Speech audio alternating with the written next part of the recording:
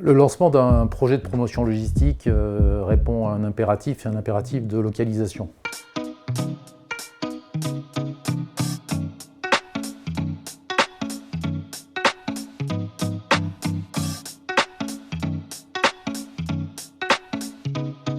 L'immobilier logistique a connu 3 changements majeurs.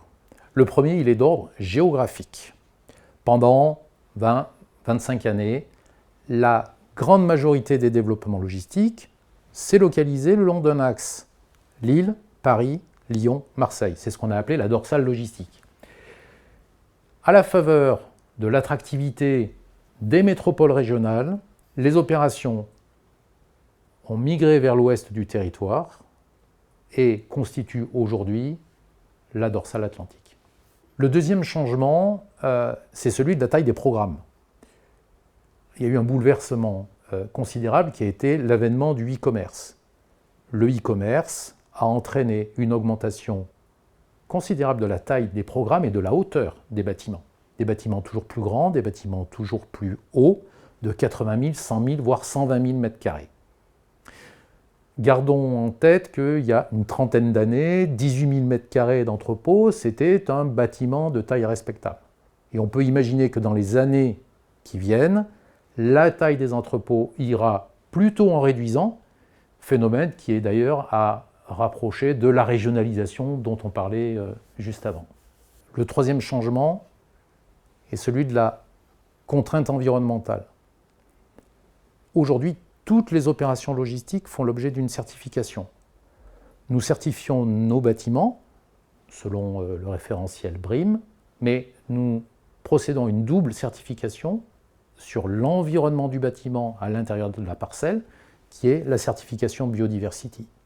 Et on peut rajouter à ça de nouvelles exigences sur un plan architectural, avec une meilleure prise en compte des bâtiments et de leur intégration dans leur environnement. Le lancement d'un projet de promotion logistique répond à un impératif de localisation. Les lois du commerce, c'est que c'est d'abord l'emplacement, ensuite l'emplacement et enfin l'emplacement. Donc plus sérieusement, il y a 3 critères fondamentaux pour bien localiser un programme logistique. Le premier, c'est celui de l'accessibilité autoroutière, afin de fluidifier les trafics entre l'entrepôt et les points de distribution. Le deuxième critère, c'est celui du bassin de consommation. Plus on va se rapprocher d'un bassin de consommation, plus on va optimiser le coût de transport et les distances à parcourir. Et le troisième critère, c'est celui du bassin d'emploi, parce qu'un entrepôt est fortement contributeur en termes de création d'emplois.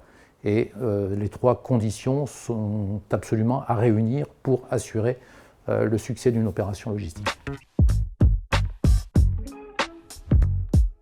Les tensions sur le foncier sont de plus en plus fortes chaque jour.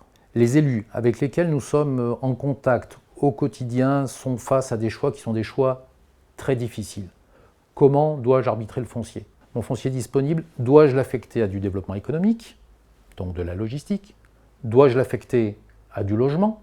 Dois-je l'affecter à des équipements publics ? Une fois qu'une décision favorable a été prise en faveur d'un projet logistique, de nouvelles difficultés surviennent qui sont liées à la nécessaire prise en compte des contraintes environnementales, des montages de dossiers de plus en plus complexes, des procédures longues, des délais de recours, et donc qui rendent lointain l'horizon d'obtention de nos autorisations. Très simplement, notre connaissance du marché et la pratique du terrain. L'équipe logistique connaît les meilleurs emplacements, les produits les mieux adaptés à chacun des emplacements et les loyers qui seront pratiqués.